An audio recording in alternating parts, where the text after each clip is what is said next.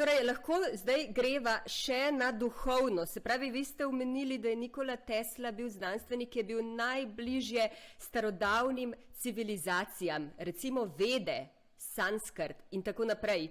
Kaj nam lahko poveste o tem, kakšna so to znanja za razvoj, za evolucijo človeške zavesti, za človeka samega?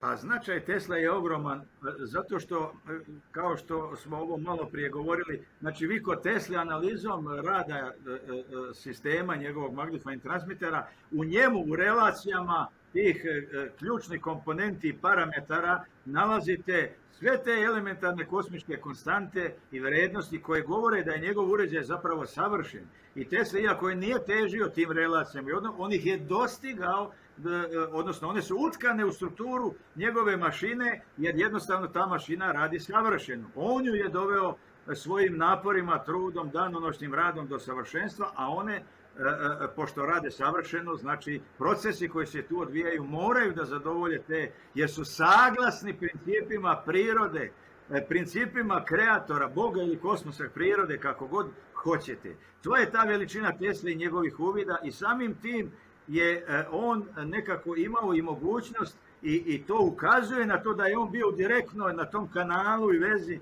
sa tvorcem i kreatorom, odnosno zakonima i principima koji možemo mi sad govoriti o genetskom znanju, o morfogenetskom polju, o Sheldrakeovom polju i tako dalje, ali je činjenica da neko opšte ljudsko znanje sasvim sigurno postoji, da je utkano u strukturu prostora vremena i da čovjek može dopreti do tih znanja. Nema veze da li je to po tumačenju naše psihologije, neka naša podsvest, vamo, tamo ili kako već, nebitno je. Postoje neka znanja koja nisu dostupna čovjeku u ovom racionalnom segmentu, njegovoj pameti, da tako kažem, u budnom stanju, nego u nekim izmenjenim stanjima svijesti, da li je to meditacija, san ili na neki način drugačija stanja u koja on dolazi na određeni način, on može, a to je intuicija. Vidite što je interesantno, taj moj model kvantizovanih gustina energije pokazuje ovako. Nauka je stigla do fotona kao posljednjeg elementa ili opeke ovoga svijeta koji je materijalan. Iznad fotona idu neutrino čestice, pa elektron, proton, neutron, kako već se gradi atom, pa molekule, tkiva i dalje ova struktura prema zvezdama, suncu, galaksijama i tako. Ali to je ta makro, da kažemo mikro i makro, to je materijalna struktura. Ali taj put od beskonačno, beskrajno velikog ka sve sitnijem, preko čovjeka koji je interesantno u mom dijagramu, baš u tački zlatnog presjeka, opet neko čudo prirode, koje nije čudo nego zakonitost, taj put se nastavlja u toj sitnosti i nestaje na fotonu dokle je stigla naša nauka, koja je otišla jedan korak dalje do kvarkova takozvanih, ali kvarkovi su opet hipotetični elementi i oni nisu verifikovani, detektovani, niti će biti u dogledno vreme, da sad ne idem u te tehničke detalje, ali to ide još dublje. Međutim, u ezoteriji ona je opisala još mnogo tih nivoa i segmenata ove realnosti koji se u ezoteriji nazivaju i posle materijalnog ide astralni, pa mentalno kauzalni i tako dalje, preko duša, duhova, anđela, arhanđela i kako to već ide do božanstava, kako u kojoj kosmogoniji, i tako dalje, do nekog, nema veze kako se zove, Buda, Bog, šta već daje, koje smo mu ime pridali. Radi se o nekom vrhovnom, duhovnom apsolutu, jer se zapravo radi ta linija rasta i razvoja koja je opisana kod Helene Blavatske, na primjer, obuhvata i materijalni i duhovni segment, odnosno to su razni nivoji svjesnosti, koji su ovdje jednaki nuli, ali je materijalnost maksimalna kod kosmosa, pa svjesnost raste i ovdje je maksimalna svjesnost, ali je materijalnost vam je na nuli.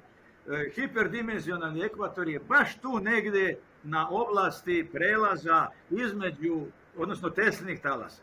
Teslini talasi su na kvantnom nivou 9, a oni u ezoteriji obuhvataju astralni nivo ove realnosti, gdje je, kako to oni kažu, vozilo duše emocije. Znači, vi možete da komunicirate sa ovom realnošću putem fotona, to su elektromagnetni talasi, koji su vaša radiostanica, televizor ili vaše oči, jer i one primaju elektromagnetne talase. Znači, na taj način vi komunicirate sa realnošću putem fotona ili mehanički, vibracijama uši, mehanički talasi i tako dalje. Ali to je sve materijalni segment. Međutim, i to je ono što koriste naša čula. Ali to nije ova realnost. Ona je mnogo bogatija i suptilnija i ispod fotona, koji je ezoterija, a boga mi i vedska nauka jako dobro i detaljno objašnjava. Tako da već na sljedećem nivou imate emociju kao vašu mogućnost komunikacije sa realnošću, ali ju ljudi ne koriste osim nesvjesno. Svaka majka ili emotivno vezana osoba zna šta se desilo sa njom, bliskom osobom negdje na suprotnom kraju zemaljske kugle. Tog sekunda osjeti, ne znam, da je njeno dete udario auto ili ne znam, zaljubljeni par, ne znam, kupi ovu knjigu koju ova želi i tako dalje. Mislim, to znamo iz prakse jednostavno da to funkcioniše. Ali sad imate sljedeći nivo, to je 10. mentalno-kauzalni, gdje je vozilo duše intuicija. To je oblast komunikacije koju smo totalno zapostavili, a koja je zapravo najsnažnija alatka za dolaženje do novih ideja. I Tesla naravno priča o tome i zna se da je on zapravo intuitivni genije koji je putem intuicije sve svoje ostvario aparate i ideje i tako dalje. I recimo primjer za to je kada je on došlo do svađe one čuvene njega i profesora Pešla u Gracu, kada je profesor Pešl izvodio eksperiment sa dinamo mašinom koja je dimila se ispred, to je u stvari dinamo motor koji može da radi kao generator. Pa je istosmjerni generator, pa je tu imate gubitke, varniči, smrdi, gori i tako dalje. I Tesla kaže, to treba da se izbaci. Kaže profesor Pešl, kolega mladi, to je apsolutno nemoguće. Kao najveći naučnik onoga vremena navodi Tesli, nabraja 9 tačaka taksativno zašto je to nemoguće. Međutim, Tesla, kao što znamo, svega par godina kasnije sa Sigetijem šeće po parku, vidi obrtno magnetno polje, pravi 887. svoj motor koji je napravio tehnološku revoluciju i svet u kakvom mi danas živimo. Ali vidite što je interesantno. Tesla tada u Gracu nema ideju, on nema rješenja, on ne zna kako šta tu da uradi. Ali ima ideju, intuitivni, neki nemušti osjećaj da taj komutator treba da se izbaci i da može da se izbaci. I naravno razvija tu ideju i kasnije ju ostvaruje.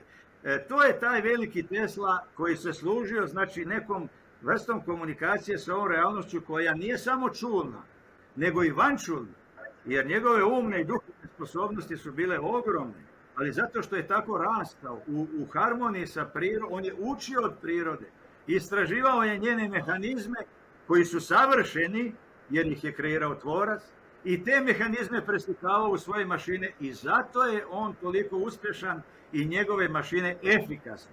A mi ne pratimo taj put, mi znamo bolje, pravimo neke druge i imamo gubitke, grejanje i tako dalje i tako dalje. Da je Tesla bio na tom pravom putu, u harmoniji sa prirodom, vidite, elektromagnetni talasi su vrlo korisni. Gledamo radio, televiziju, imamo internet, mobilne telefone, ali oni oštećuju naš organizam, jer nisu u harmoniji, strukturno nisu u harmoniji sa mehanizmima prirode. A Tesline tehnologije jesu. To su tehnologije, pa koja biljka, kako biljka svojim rastom i mirisom ili može da naškodi čovjek? Ne, a postoji, funkcioniše, apsorbuje energiju, čak pobeđuje i gravitaciju, jer ako vama voda iz korijena stiže do lista, pa to je suprotno delovanju gravitacije. Znači imate antigravitacijnu mašinu po znacima navoda, koja funkcioniše i radi, voda dolazi gore. Suprotno delovanju gravitacije već milionima godina, a nema baterije, nema struje, nema nikakvih pumpi, nema ništa. Dobro, znamo da je tajna u osmozi, ali nebitno. To je mehanizam koji je osmislila priroda da pobedi gravitaciju. To su Teslini mehanizmi koji rade i služe, potpomažu, podržavaju jedni druge, a ne nanose štetu. Ne kao čovjek, pa mi smo upropastili ovu planetu, izbušili je uzduž i popreko. Svi naši procesi generisanja energije su destruktivni. Zelo zanimivo to z gravitacijo, če si lahko dovolim malo domišljijsko vprašati, kakšno bi bilo pravzaprav življenje, če bi premagali gravitacijo? Pa bilo bi fantastično. Slušajte, vi danas da biste prenijeli ogromne količine robe koje imaju svoju težinu, trebaju vam ogromni kamioni koji troše ogromne količine goriva, nafte, benzina ili šta već. Trebaju vam, da li su to brodovi, da li je to vlak, da li je šta je da je. Recimo lansiranje raketa u svemir zahtjeva ogromne količine goriva, pri čemu je 99,9% težine gorivo koje se 150 tona recimo u sekundi sagoreva pri lansiranju Saturnovih sistema raketnih. Molim vas, svake sekunde 150 tona mora da se gori da biste dobili dovoljan potisak, a što god vam je veća težina, vi imate potrebu za još većom energijom. I to je taj problem podizanja težine i putovanja i kroz prostor i tako dalje, pa i samog čovjeka.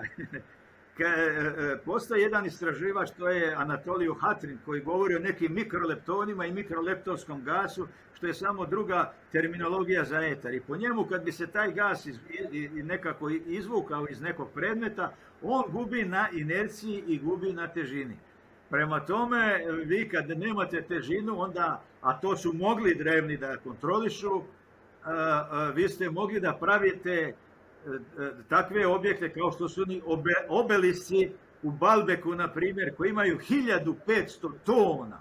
Molim vas, pa to danas ne postoji dizalica koja može da takav jedan predmet podigne i premesti negde, a da ne pričamo o Keopsovoj piramidi koja ima granitne one stene od 2 do 12 tona. Neki segmenti unutra su teški po 50 tona.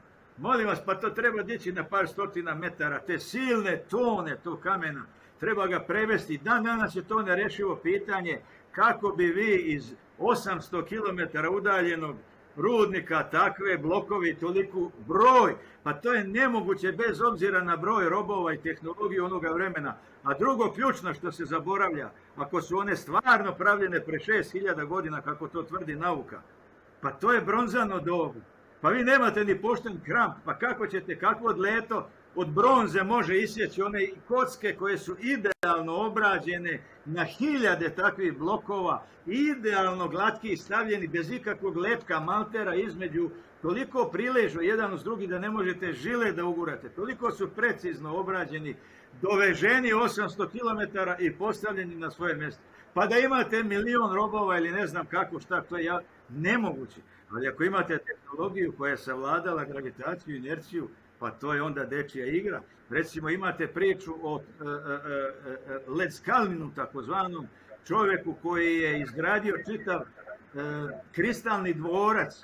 Znači to je jedan dvorac bukvalno koji je izgrađen od stenja i kamenja koji on sam sagradio.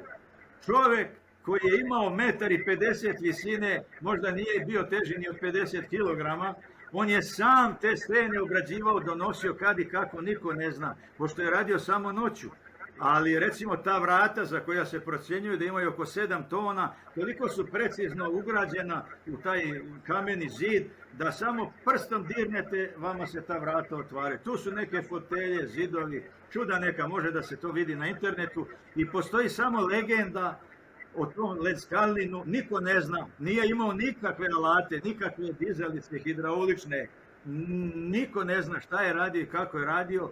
Postoji priča da je on pevao svojim stenama, da im je zviždio noću neku melodiju i da je samo držao ruku iznad te stene, a one su pratile i on ih je jednostavno postavljao tamo gdje je hteo. Teško je to objašnjiti današnje nauke, ali takva priča postoji, ali možemo da vidimo taj koralni dvorac, eno ga na internetu, prekrasan je. Ljudi to danas obilaze, gledaju, dive se tom čudu, kako je on to napravio, ne zna se, ali taj dvorac postoji.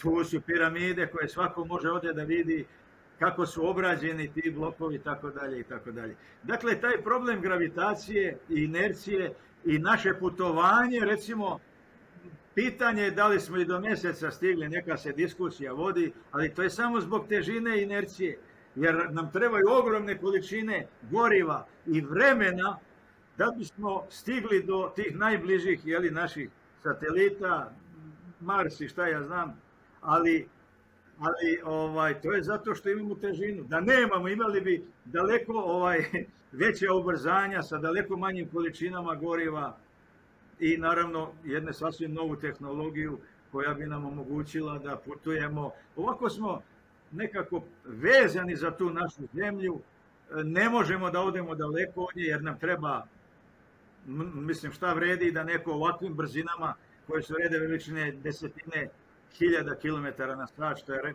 veoma malo i mizerno, čak mislim za zemlju je puno, ali za ta međuzvezdana putovanja to je nezamislivo. Vama trebaju hiljade godina da dođete do neke zvezde, a znamo koliko čovjek dugo živi. Pa čak i da važi teorija relativnosti i da se vreme usporava za onoga ko se kreće tim nekim velikim brzinama, šta vredi, on bi otišao tamo i dok bi se vratio na zemlju prošli bi hiljade i milioni godina. Tako da ne vredi ta misaona akrobatika, nas ne vodi nigdje. Međutim, prema drevnim spisima ovi su ovladali tim putovanjem i kroz prostor i kroz vreme. I ne samo prostor i vreme, nego i kroz denzitete, to znači svetove ili loke po nišavskoj kosmogoniji.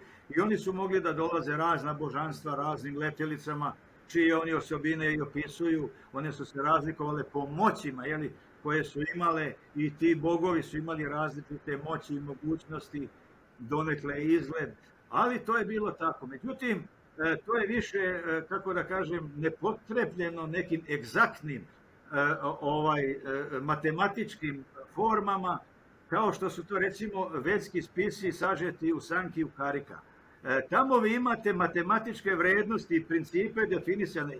Oni su zlatni presek pre 33.000 godina definisali preko pravouglog trougla. Jedna stranica, dužina 1, jedna je 1/2, hipotenuza, koren iz 5, evo vam zlatni presek. Molim vas, pre 30.000 godina. A nas u školi uče o nekom Pitagori, pravouglom trouglu i tako. Očito da su ovi to znali desetine hiljada godina ranije. I ne samo to, znali su transformaciju vrednosti zlatnog preseka u broj pi. Znači jednu longitudinalnu vibraciju, transformacija u vrtlog, kako ide i po kojim principima se odvija. Brojčano i matematički su definisali sve parametre moderne fizike. Oni su definisali vrednost Planckove konstante, molim vas, brzinu svjetlosti, gravitacijnu konstantu. I to strukturno su napisali zašto je brzina svjetlosti baš ta vrednost. C jednako 10 na 1 sa pi minus 0,5 pi je malo fi, zlatni presek. Pa molim vas, pre 30.000 godina. Gravitacijna konstanta 2 sa c na fi na kvadrat. U 10 decimala je to tačno gravitacijna konstanta. Znači, gravitacijnu konstantu definišu preko zlatnog preseka i brzine svjetlosti. Pre 30.000 godina. Molim vas, pa to je neverovatno. Mi znamo kolika je vrednost gravitacije, ali smo do nje došli merenjem Cavendish, onu torzijonu vagu i one kugle, mijenjao veličinu, vrstu materijala, tabelu, sabro, srednja vrednost, to, evo gravitacijna, ali ne znamo zašto je ona tolika. A ovi znaju, ne kolika je tačno, nego i zašto je ona baš tolika, i tako dalje, i tako dalje. Od neutrino čestica, elektrona, protona, mase tih čestica, prečnika, do veličine svemira, koje smo mi nedavno tek izračunali i otkrili, mase svemira. Frapantna su ta njihova znanja, ali i tumačenja koja kad čitate, a ja sam se zato zainteresovao zbog Tesle, ona su identična, oni govore o volumetrijskim ili zapreminskim vibracijama supstrata, što je prosto neverovatno. Mi, čovečanstvo, kao da smo se izgubili negdje u prošlosti. Nismo se izgubili. Nismo se izgubili. Mi smo sami skrenuli sa tog puta dobro kojim su drevni išli i kojim je krenuo i Tesla. I svi naučnici su bili na tom putu do momenta izbacivanja etra. Tada, da bi se uvela teorija relativnosti, po mom mišljenju, izbacuje se etar da bi se rešio taj problem brzina većih od brzine svjetlosti, jer to je ključni postulat teorije relativnosti. Znači, njen ključni postulat glasi, bilo koji element sa realnom masom mirovanja ne može ni dostići, a kamoli prevazeći brzinu svjetlosti. A vidite, skalarni etarski talasi to mogu. I onda su i morali izbaciti iz nauke da bi mogli da uvedu teoriju relativnosti koja je već bila pripremljena u to vreme. To je namjerno urađeno. I sve teorije se revidiraju i modulišu Tesla se kompletno, taj drugi Tesla se kompletno, ostavlja se ovaj klasični Tesla iz ovog prvog perioda sa svim dostignućima, obrtno magnetno polje, polifazne struje, i tako dalje, ali taj drugi Tesla nestaje, nema ga, vi nemate ništa, ništa, sve knjige koje su napisane, svi patenti su vam pre Colorado Springsa uglavnom. Ovo posle, ovi 40 godina, nema. Imate samo nekoliko novinskih tekstova i njegovih izjava. Poštovani Goran, ko to ima? To izgubljeno od Tesle, ko to ima, Rusi ili Amerikanci ili... Jedan deo je ostao u Americi, jedan deo je stigao do Rusije, a jedan deo do nas. Pa mislim, to se vidi, ta zbrka, jer evo nedavno ste imali na History kanalu, oni su nekoliko serija snimili, ali oni sami kažu da je prema Tesli i njegovoj izjavi ostalo 80 sanduka iza njega. Ovaj koji je to primio u Americi tvrdi da je primio 30 sanduka, a ovaj naš Korać, da je to stiglo u Beograd, tvrdi da je on primio 60 sanduka. Sad pazite, 30, 60, 80. Ogromna razlika. Sanduka. A u svaki sanduk pitaj Boga koliko staje tih dokumenta. Tako da tih neslaganja ima mnogo, ali je činjenica da su posle njegove smrti sve odneli iz njegove sobe. To se nije desilo ni jednom naučniku, drugom.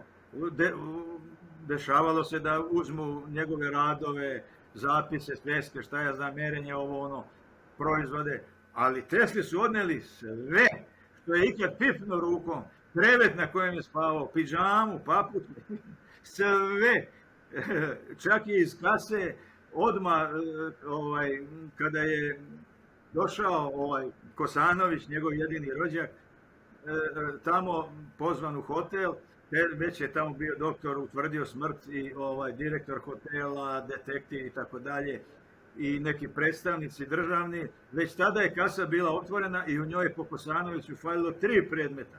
To su ovako, jedan crni rokovnik u kojemu je po njegovim saznanjima Tesla imao zapise o oružju smrti, Edisonova medalja i jedan svežan ključev. Jer Tesla je imao te dokumente, nisu mogli stati svi, jer je on imao, on je tada živeo u apartmanu koji je sastojao iz 2 dela. Jedan je bio laboratorija u kojoj je radio do smrti i drugi deo je bio soba u kojoj je spavao. Danas su to 2 sobe u New Yorkeru, jedna je 3327, koja se izdaje kao soba Teslina u kojoj je spavao, što i jeste, a ona druga što je bila laboratorija, to je sad druga soba 3326. Ali nebitno, činjenica je da je Tesla do smrti imao najveću centralu onoga vremena koja je u podrumu i sad postoji tamo, nije u funkciji, ali postoje svi ti delovi. To je, znači, bila električna centrala, najjača električna centrala toga doba, najsavremeniji hotel toga vremena koji je imao komunikaciju, lift boja i tako dalje. Znači, Tesla ima ogromne količine energije, imao je laboratoriju do smrti u tom hotelu i što je interesantno, imao je tunel, ta centrala dole u podrumu, između nje i postoji tunel koji je vezan na podzemnu željeznicu. To sam ja vidio svojim očima, ja sam bio tamo gost, i to mi je pokazano. Znači, šta je značilo to? Da je tih 10 godina Tesla mogao da ide gdje god hoće kroz taj tunel, uđe u podzemnu željeznicu, ide gdje mu se svidi, a da ovi to gore ne znaju, je li onaj portir i šta ja znam. A isto tako mogao i da prima goste tim putem koje niko gore nije vidio i koji liftom idu pravo u njegovu sobu.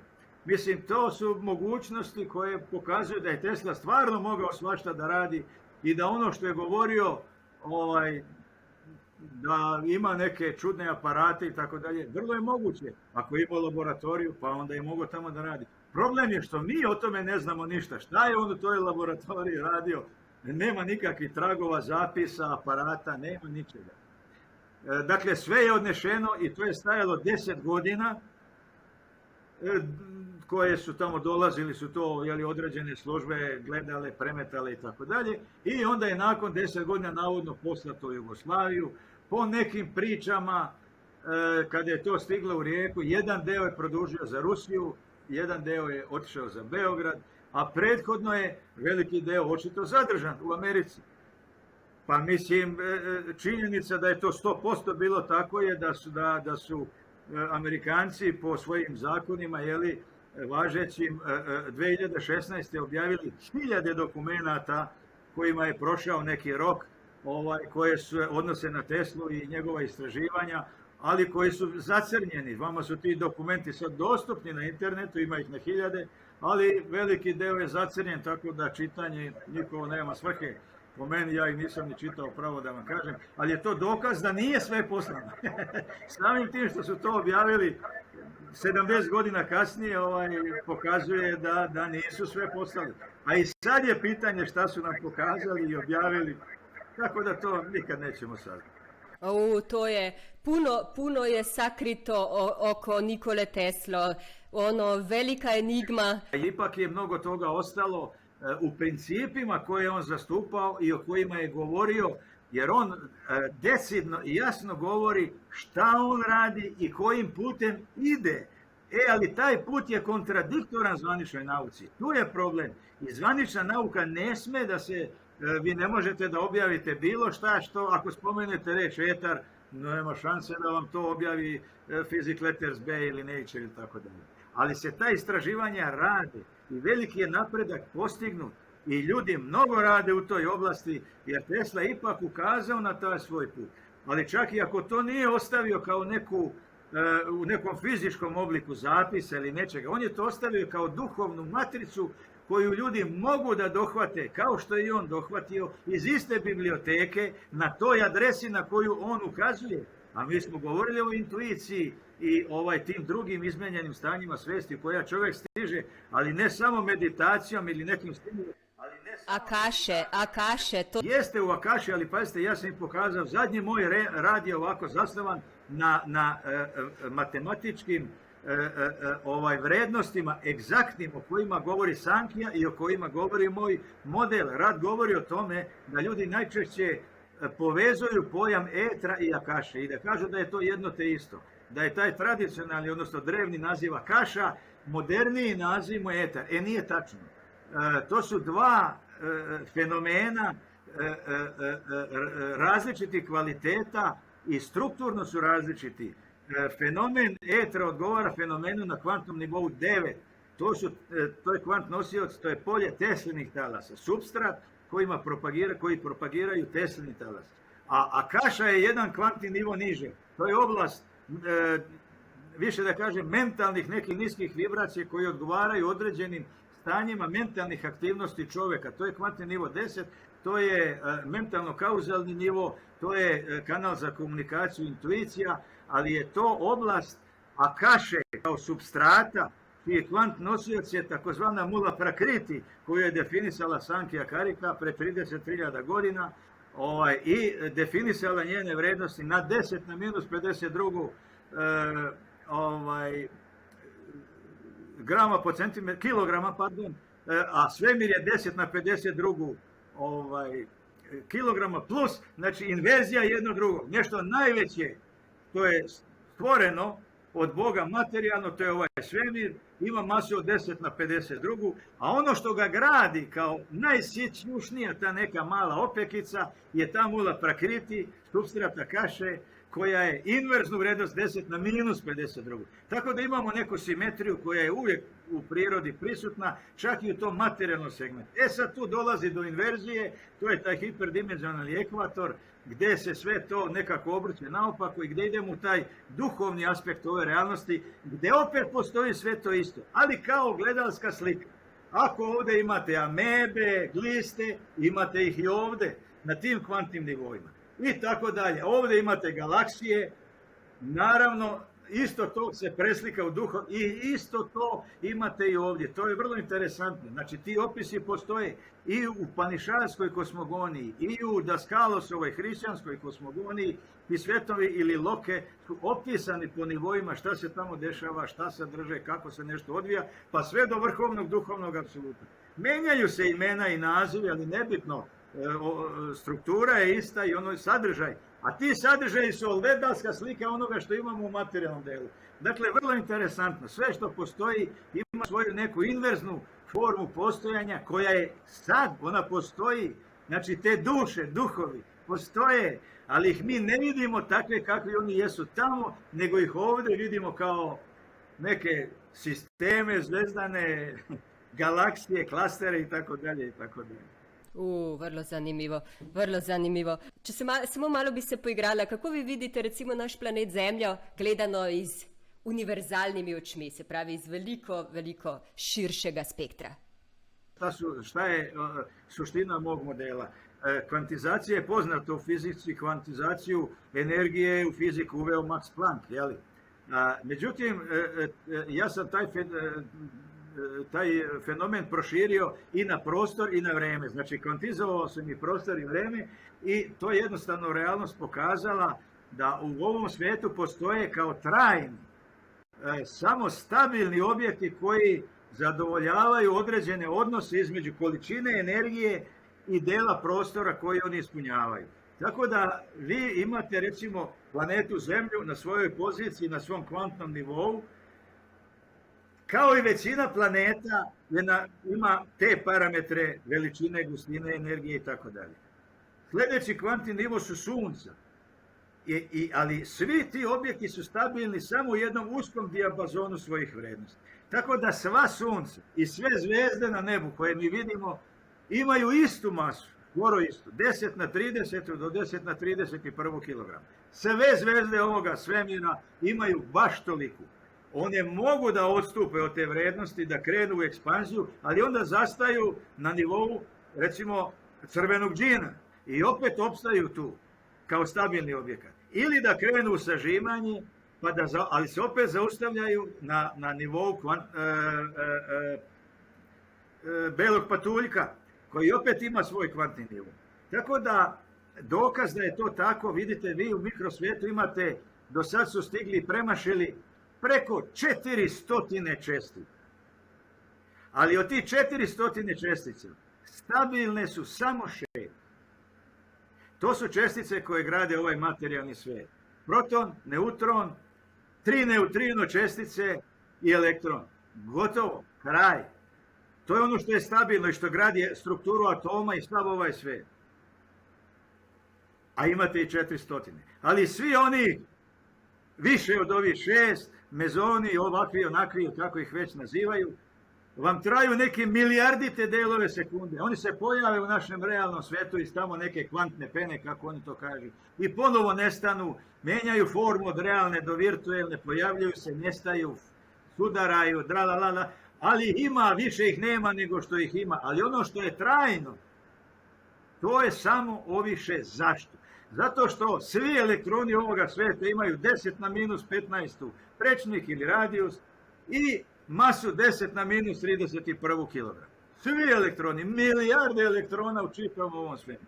Svi protoni, sve zvezde, dakle to je taj zakon kvantizacije koji svakom deliću ove realnosti imaju svoje mjesto i mogu da postoje trajno i stabilno samo na tom mjestu sa tom energijom.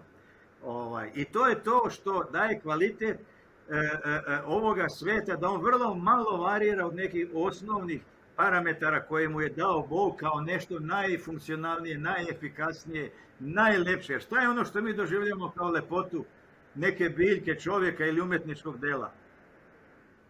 Pa njegova harmonija i sklad sa svim što postoji jedno sa drugim, a u svemu što postoji to je jedan fraktalni niz neke geometrije, dizajna koji u sebi ima strukturu zlatnog presjeka. I to je ono što mi doživljamo kao lepotu, a nismo ni svjesni toga, niti mi sad merimo čovjeka koliko mu je oko daleko od nosa, uvo, vamo tamo. Mi jednostavno, neko nam je lep, neko nije. Ali kad ga matematički analizirate, a da ne pričamo sad o ovim duhovnim vrijednostima, zašto nam je neko simpatičan, zašto nije. Pa zato što postoji ta komunikacija i na tim suptilnim nivoima, ali je mi nismo svjesni.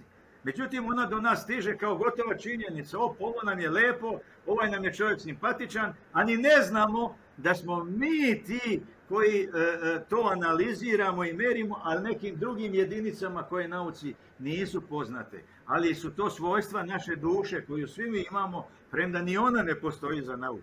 Ali čovjek, pored ovog fizičkog tela, mi to znamo, ima i više tih energetskih nivoa, pa su opisani u ezoteri kao astralni, koje smo već pominjali, mentalno-kauzalni i tako dalje, i tačno se zna njihov broj, kvalitete i tako dalje i tako dalje.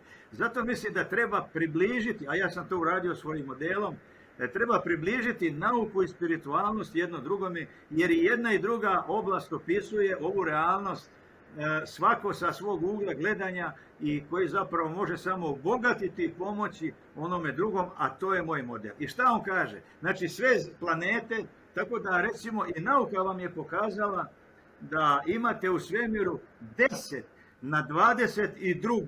To je znači broj sa 22 nule. Recimo 1000 ima 3 nule, milion ima 6 nula, milijarda 9. Pa zamislite sad broj sa 22 nule. Pa to naš um ne može da zamisli. A to je broj planeta u ovom svemiru koje imaju slične uslove onima kakvi su na zemlji i gdje bi potencijalno mogao da se razvije neki oblik života kakav je na zemlji. Prema tome, velika je vjerovatnoća da ćemo jednog dana sresti se sa nekim tih svetova koji su slični našima i gdje bi ti ljudi mogli da izgledaju slični nama. Premda i čak i oni zakoni koje mi poznajemo pokazuju da ti oblici života mogu biti potpuno drugačiji, a da opet imate živo biće nalik čovjek.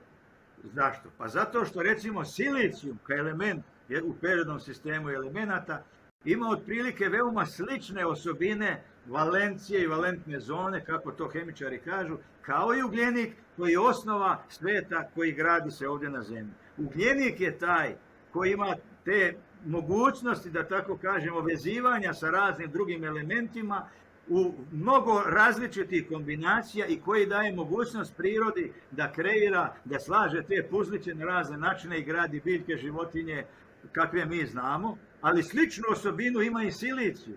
Sad vidite šta je ključna razlika. Mi znamo da za ove fotopanele silicijumske koji apsorbuju energiju sa sunca, jer je to svojstvo silicijuma da koristi tu svetlosnu energiju, odnosno taj opseg elektromagnetnih talasa i da ga transformiše u električnu energiju. Znači da, što kaže hipotetički, teoretski, slobodoumno bića koja nisu građena na bazi ugljenika, nego na bazi silicijuma, što je tehnički, hemijski, fizički, da tako kažemo, sasvim moguće, i da čovjek koji izgleda isto kao mi, nema potrebu da jede hranu, dovoljno mu je da se šeće pod suncom preko dana i da se nahrani isto onako kao što nam fotopaneli daju energiju za našu kuću. Znači mašti možemo da pustimo na volju, mogući su oblici i forme života vrlo različite, ali ono što bi trebalo da krasi sve nas, to je ta naša svest i svjesnost koja mora biti bliska tim nekim principima i zakonima kreatora. Jer sve što stvorimo, Bog ili priroda ili čovjek, može da posluži i za dobro i za loše. Mnogi zameraju recimo Tesli što je dao mogućnost civilizaciji da dostigne ovaj nivo, jer se pokazalo da ova tehnika kojom smo mi ovladali, pogotovo ta nuklearna tehnologija, mi smo to iskoristili, znamo zašta, uglavnom više za loše nego za dobro, kao i mnogo druge tehnologije. To je ono što ne sme čovjek da dozvoli. Jer sve nož možete da nauštrite olovku da biste s njom stvorili neko književno delo, napisali neku lepu pesmu, ali nožem možete da ubijete neku životinju ili čovjeka. Znači nije nož sam po sebi nešto ni dobro ni loše, to je tehničko sredstvo koje čovjek može da iskoristi ili za dobro ili za loše. To je odgovornost na nama ljudima da upotrebimo te svoje moći i mogućnosti koje nam je Bog ili priroda dao, tu našu kreativnost, moć i mogućnost komunikacije sa prirodom, pa čak i sa samim Bogom preko tog morfogenetskog polja Akaše ili kako god. To je ta večita biblioteka svih civilizacija, pa i ove naše, u koju su utkana sva znanja i prošlih, a Boga mi i narednih civilizacija, koja su nama dostupna. Na nama je da ih dohvatimo, da pročitamo te knjige iz te biblioteke i da ih substancijalizujemo, da sebi omogućimo jedni drugima suživot bolji i lakši. Ali moramo se naučiti od prirode, da priroda funkcioniše tako da svi njeni elementi podržavaju jedni druge, da pomažu jedni drugima i opstanku jedni drugi. Znači kao celine, kao jedan sistem, a ne pojedinac. Mi ljudi uglavnom gledamo kako da uzmemo od te prirode, da ju izbušimo, daj naftu, daj dijamante, daj zlato, meni, ne čak ni onom čovjeku, nego sve jednoj grupi ljudi. Ne može se tako. Tako ne može da opstane, ne može, to je tajna tih stabilnih objekata. Znači, ta saradnja i harmonija, recimo drvo i čovjek su komplementarni fenomeni ove realnosti. Ja udišem kiseonik, a izdišem ugljen dioksid. A drvo udiše ugljen dioksid, a izdiše kiseonik. Znači, drvo i ja pomažemo život jedno drugom. Znači, ja treba da čuvam drvo kao što drvo čuva mene. A da li mi ljudi to radimo? Teško. Mi smo do sad uspjeli da obrišemo pola amazonske prašume koja su pluća ove planete. Pa izvadite čovjeku jedno plućno krilo pa da vidimo dokle će on stići. To je ono što čovjek radi, to je ono što nije dobro. A ono što je lepo i dobro možemo da naučimo Tesle i kao naučnika i kao čovjeka, humaniste, sa ogromnom empatijom, jer od 22 sata koje je on radio dnevno, svih 22 sata, sav njegov rad je bio namijenjen dobrobiti, ne njega lično, jer on niti je jeo, niti je pio, niti je spavao, ništa. On je radio za dobrobit celokupne civilizacije i čovečanstva. Ali on kaže, mene, moji savremenici neće razumjeti. Ali jednoga dana, kad ljudi počnu da proučavaju ne fizičke pojave, sve će se promeniti kao dlanom od dlana. Ljudi će shvatiti to bogatstvo prirode i kaže, ja više ne radim za sadašnjost, nakon rušenja kule Varnikli, ja radim za budućnost. Pa, kao što ste vi malo pre upitali, ja mislim da je ta Teslina budućnost od pre 100 godina, polako se približavamo toj njegovoj budućnosti, a našoj, koja postaje naša sadašnjost, ja mislim da polako dostižemo, čak čini mi se i nivo svesnosti, premda generalno baš smo malo i sumnjivi kao humana bića, ali ima sve više i više dobrih, humanih, pametnih, pogotovo ove djece koja se sad rađaju, i mislim da je to čvrst argument, jer Bog ne bi radio ništa nesvrsishodno. A čim se rađaju ta toliko inteligentna i pametna ova naša djeca i unuci, šta već ja imam, evo 9. mi unuči na putu, to su djeca s kojim je teško razgovarati, koliko su oni već tako mali, vidi se ta njihova moć komunikacije i neke, kako da kažem, obogaćenja ove realnosti, nekim njihovim umnim dostignućima i rukotvorinama, projektima, aparatima, čime već, umjetničkim djelima i skulpturama i ko zna šta će oni sve lepo napraviti.